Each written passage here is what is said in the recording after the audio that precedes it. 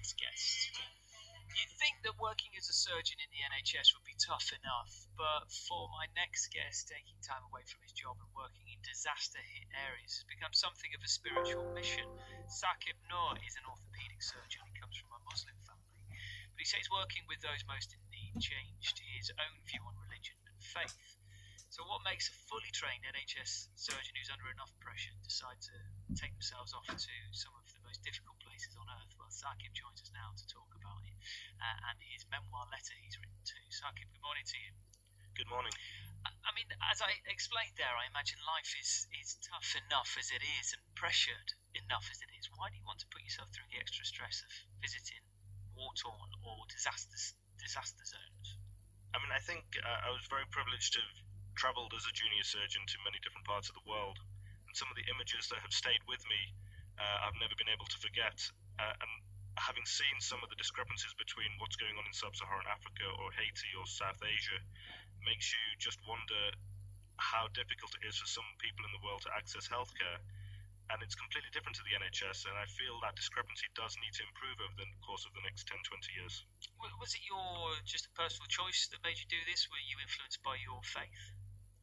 I was to a certain degree. I mean, I've always had a deep spirituality within me, and seeing people in distress, I think it's a very natural response to try and go and help, whether that's somebody in a hospital in the NHS, on the streets, a wounded animal, or somewhere far away.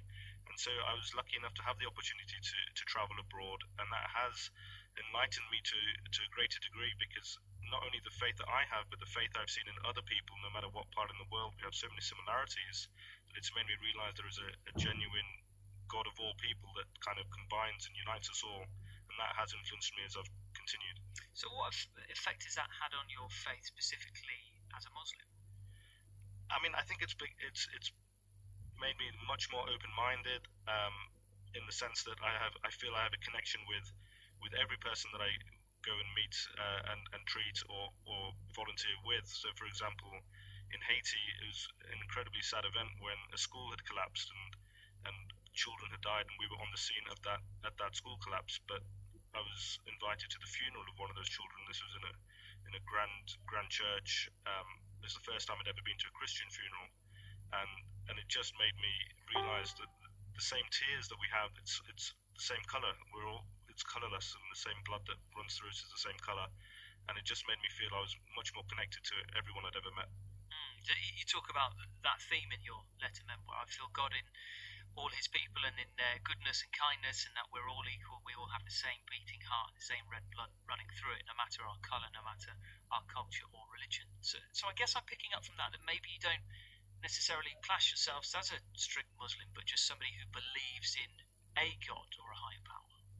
Well, I mean, it's difficult to classify myself in a specific religion, but I do feel Islam in itself has a great compassion towards mankind and humanity.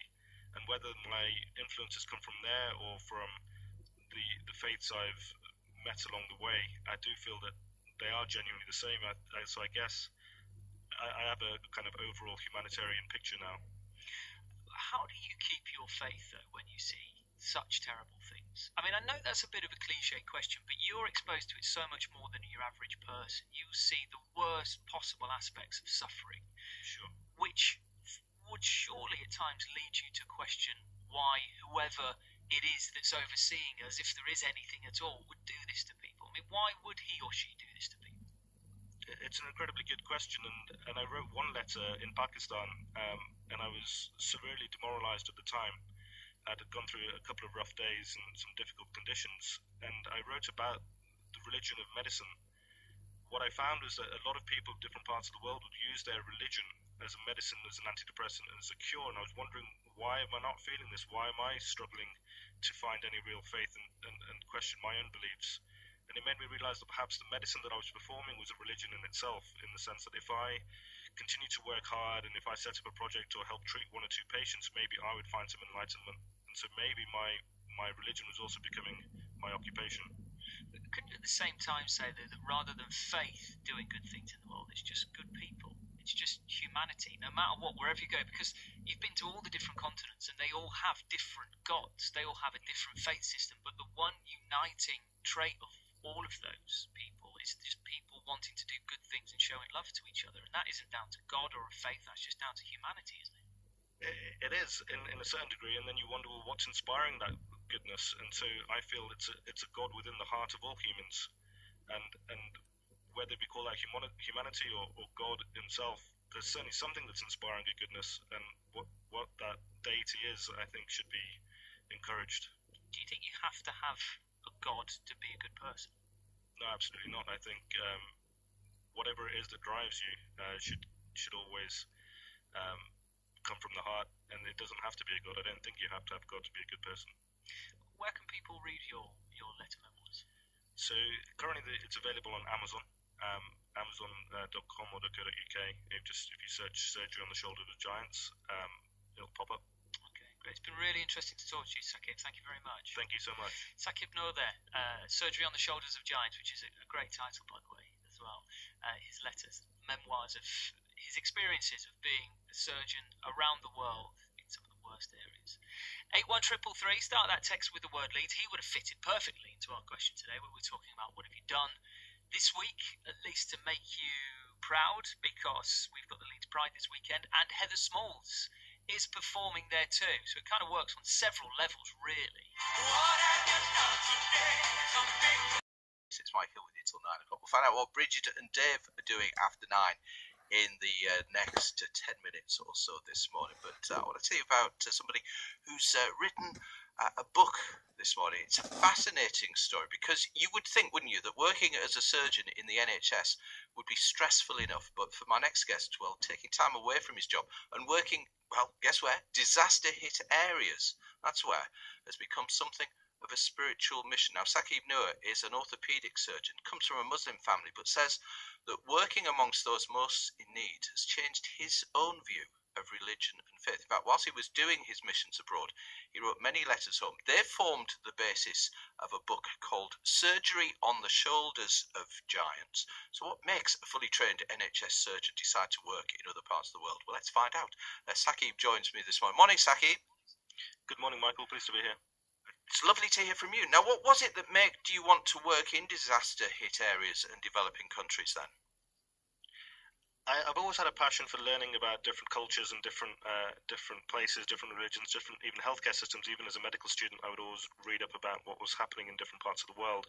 And I was very fortunate to start what I would describe as a journey from 2008, when I went to South Africa for a year, to experience surgery in a different part of the world and expand my own horizons, but also learn surgery from a different perspective. And from there, it started a journey of opening my mind about different inequalities of healthcare that people in sub-Saharan Africa were facing.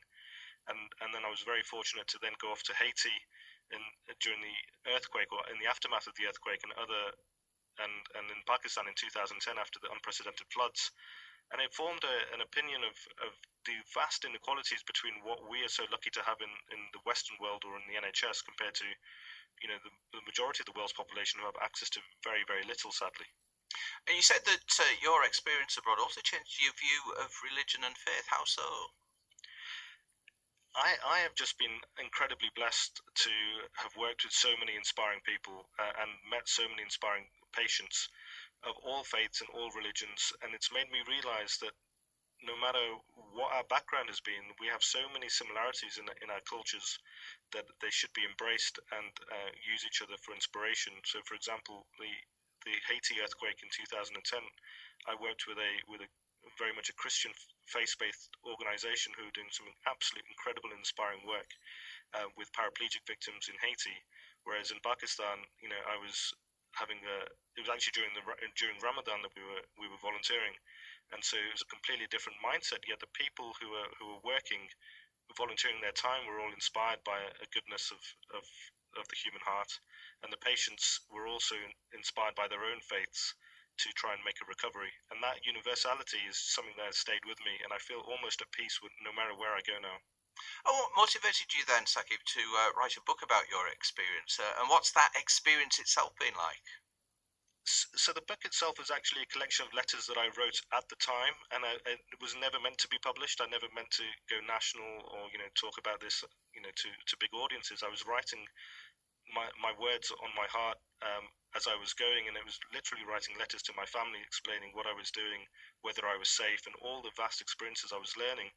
And as the letters and the travels went further, I started to get more deeper and more philosophical about the problems we were all facing, and the hope that we could improve these. When I looked back on the 10 years of travels, I realized this was a large body of work, and I showed it to a few people, and they really felt that this needed to be read by more people who are genuinely interested in some of the problems that a lot of the world are facing. And just briefly, Saqib, has it changed your view of the NHS? I love the NHS, and I think it's made me so grateful to have it, and I think it should be cherished and it should always be fought for, because without the NHS, I've seen a lot of places without universal healthcare, and it really is frightening. I think the NHS is incredible. Saqib, sounds great.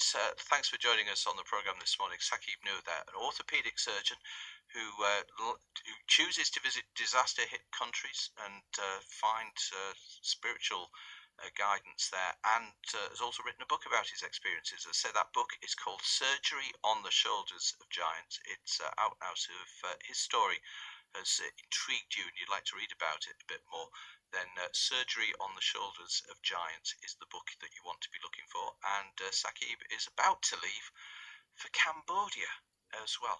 So there you go. It's a busy world as an NHS surgeon, but he gets around and does some wonderful things, and has written a wonderful book about them. BBC Tees. I wonder if I've got a book in me at some point. We'll have to find out, won't we? It's about time I was getting round to it if I do.